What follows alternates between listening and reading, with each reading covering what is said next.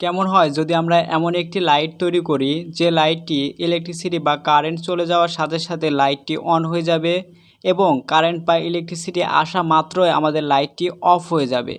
এই সার্কিটটি তৈরি করার জন্য অবশ্যই আপনারা এই ভিডিওটি সম্পূর্ণ দেখবেন, কারণ ভিডিওর মাঝে খুব ইম্পর্টেন্ট কথা হবে যা আপনারা মিস করলে সার্কিটটি তৈরি করা বিফল হতে পারে।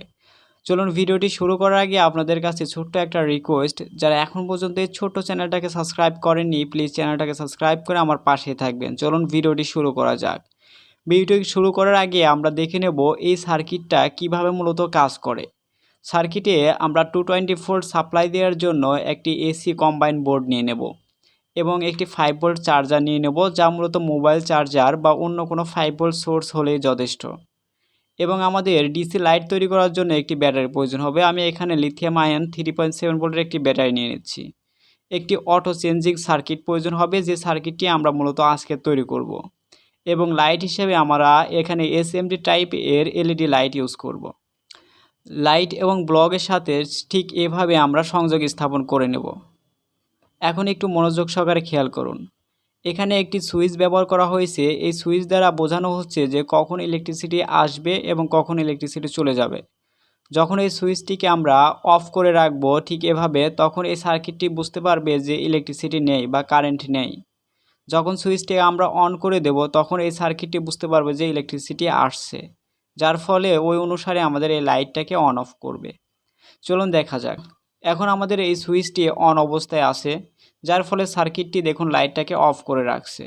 যখন আমরা এই সুইচটাকে দেখুন অফ করে দেব তখনই সাথে সাথে আমাদের লাইটটিও জ্বলে উঠছে। যখন আমরা এই সুইচটি অন করে দেব, অন করার সাথে সাথে আমাদের লাইটটিও বন্ধ হয়ে যাবে। আর মূলত এভাবে আমাদের এই সার্কিটটি কাজ করবে। এখানে যে মূল কাজটি করছে সেটি হচ্ছে আমাদের এই অটো চেঞ্জিং সার্কিটটি। আজকের ভিডিওতে আমরা দেখব এই চেঞ্জিং সার্কিটটি কিভাবে কাজ করে। এই চেঞ্জিং সার্কিটটি কিভাবে কাজ করে সেটি জানার আগে আমাদের ট্রানজিস্টর সম্পর্কে কিছু ধারণা নেওয়া যাক। ট্রানজিস্টরে মূলত 3টি পিন থাকে, একটা ইমিটার, একটা বেজ এবং একটা কালেক্টর। এখানে বিভিন্ন ট্রানজিস্টরের ইমিটার, বেজ, কালেক্টর পিনগুলো আলাদা আলাদা হয়ে থাকে। আমি সাপোজ একটি এনপিএন ট্রানজিস্টর যেমন BC547-এর যে পিন কনফিগারেশন আছে সেই অনুসারে দেখানোর চেষ্টা করছি। এই ট্রানজিস্টরগুলো মূলত দুই ধরনের হয়ে থাকে, একটা এনপিএন ট্রানজিস্টর, একটা পিএনপি ট্রানজিস্টর। আজকে মূলত আমরা এনপিএন ট্রানজিস্টর নিয়েই কথা বলবো। প্রথমে আমরা একটি ট্রানজিস্টর নিয়ে নেব যেটি এনপিএন ট্রানজিস্টর, এবং ট্রানজিস্টরে পাওয়ার দেওয়ার জন্য একটি ব্যাটারি নিয়ে নেব। ব্যাটারির সাথে একটি লাইট নিয়ে নেব। এখন লাইট, ব্যাটারি এবং ট্রানজিস্টরের সাথে ঠিক এভাবে সংযোগ স্থাপন করব। এখন একটু মনোযোগ সহকারে খেয়াল করবেন। এই ট্রানজিস্টরে যখন বেজে একটা পজিটিভ সিগন্যাল পাবে তখন আমাদের এই ট্রানজিস্টরটি অ্যাক্টিভ হবে, ফলে আমাদের এই লাইটটিও জ্বলে উঠবে।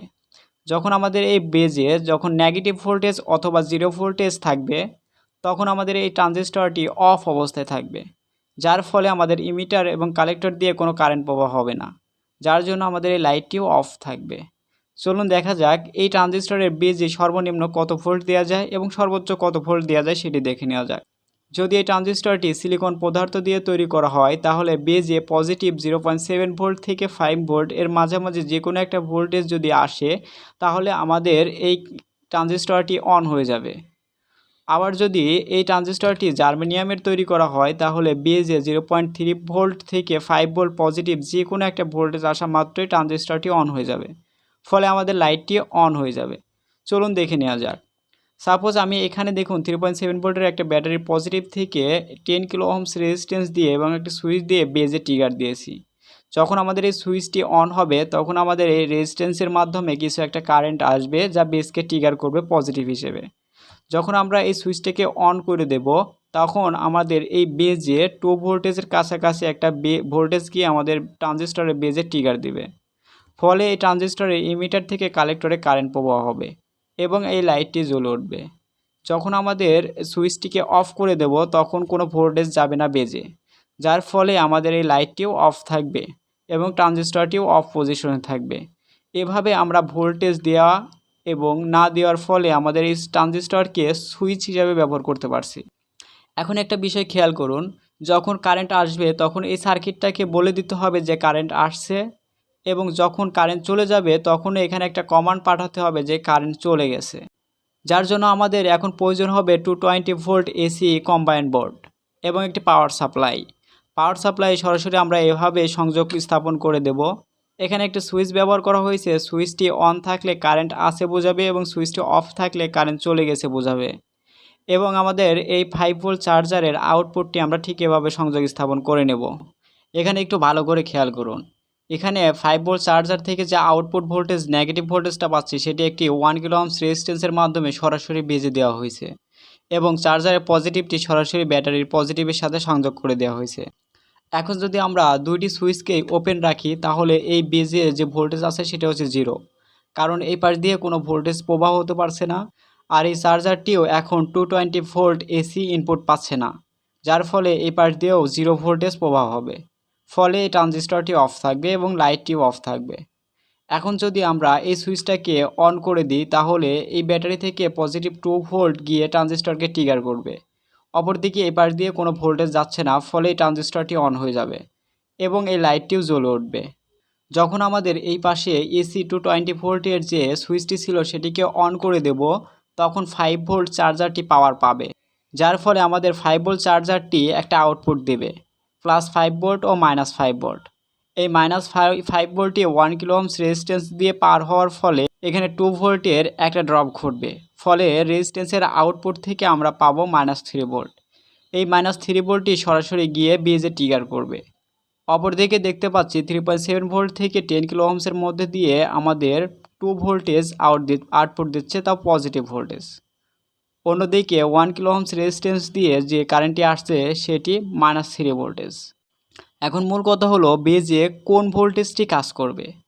এর আগে আমাদের দেখতে হবে বেজের যে কারেন্ট আসছে তার মোট যোগফল করে কত আসে। চলুন দেখে নেওয়া যাক। Base voltage is equal to আমাদের পাওয়ার সাপ্লাই থেকে আসছে -3 ভোল্ট এবং ব্যাটারি থেকে পাচ্ছি আমরা +2 ভোল্ট। এই দুটাকে যোগ করলে আমাদের একটা ইকুয়াল সাইন আসবে -1 ভোল্ট। এখন মূলত -1 ভোল্ট অনুসারে আমাদের এই ট্রানজিস্টরের বেসটি কাজ করবে। যদিও আমাদের এই ট্রানজিস্টরটি একটি এনপিএন ট্রানজিস্টর, যার ফলে বেজে যদি কোনো পজিটিভ ভোল্টেজ পাই তাহলেই ও অন হবে। এছাড়া 0 ভোল্ট বা নেগেটিভ ভোল্টেজ পেলে সাথে সাথে অফ হয়ে যাবে, যার ফলে আমাদের আউটপুট লোডটিও কিন্তু অফ হয়ে যাবে বা লাইটটিও অফ হয়ে যাবে। এখন আপনারা আসলে বুঝতে পারছেন, যদি আমরা এসি 220 ভোল্ট সাপ্লাইটি অফ করে দিই এর মানে ইলেকট্রিসিটি চলে গেল। এখন আমাদের 5 ভোল্ট চার্জারের আউটপুট 0 ভোল্ট, যার ফলে 1 কিলো ওহমস রেজিস্ট্যান্স দিয়ে 0 ভোল্ট প্রবাহ হবে, যার ফলে আমাদের বেজে দুটি ভোল্টেজ পাচ্ছি। একটা হচ্ছে পাওয়ার সাপ্লাই থেকে 0 ভোল্ট এবং ব্যাটারি থেকে +2 ভোল্ট। এখন যদি আমরা আগের মতো ক্যালকুলেশন করি বেজের ভোল্টেজ কত, তাহলে পাওয়ার সাপ্লাই থেকে 0 ভোল্ট পাচ্ছি এবং আমাদের ব্যাটারি থেকে +2 ভোল্ট পাচ্ছি। দুটাকে যোগ করলে আমাদের রেজাল্ট আসবে +2 ভোল্ট।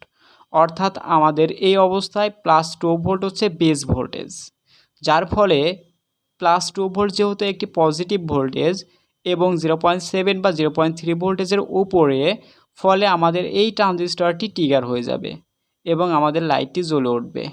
এভাবে মূলত আমাদের ট্রানজিস্টরকে প্রতিনিয়ত অন অফ করার মাধ্যমে আমরা একটি অটোমেটিক বা ইমার্জেন্সি লাইট তৈরি করে নিতে পারি। যদি আমরা চাই যে এই 5 ভোল্ট পাওয়ার সাপ্লাই থেকে সরাসরি আমাদের ব্যাটারিটিও চার্জ হবে, সেক্ষেত্রে এখানে জাস্ট একটি ডায়োড সংযুক্ত করে দেব। এখন 5 ভোল্ট চার্জার থেকে পজিটিভটি সরাসরি ব্যাটারিতে আসে এবং 5 ভোল্ট চার্জারের নেগেটিভটি আমরা ডায়োডের সাথে সংযোগ করে দিয়েছি, যার ফলে ইলেকট্রিসিটি থাকা অবস্থায় আমাদের লাইটটি অফ থাকবে এবং এই ব্যাটারিটি চার্জ হতে থাকবে। সো আর এটাই মূলত আমাদের মূল সার্কিট ডায়াগ্রাম। সো আশা করছি এই ভিডিওর মূল থিমটা আপনারা বুঝতে পারছেন। যদি ভিডিওটি ভালো লেগে থাকে তাহলে অবশ্যই লাইক কমেন্ট করবেন। আর আপনি যদি এই চ্যানেলে নতুন এসে থাকেন তাহলে প্লিজ চ্যানেলটা সাবস্ক্রাইব করে আমার পাশে থাকবেন, কারণ আপনাদের জন্যই এই সকল ভিডিও তৈরি করা। আপনারা একটু সাপোর্ট করলেই আমি নতুন নতুন ভিডিও নিয়ে হাজির হতে পারবো। আজ এ পর্যন্তই, দেখা হবে নতুন কোনো সার্কিট নিয়ে। ভিডিওটি এখানেই শেষ করছি।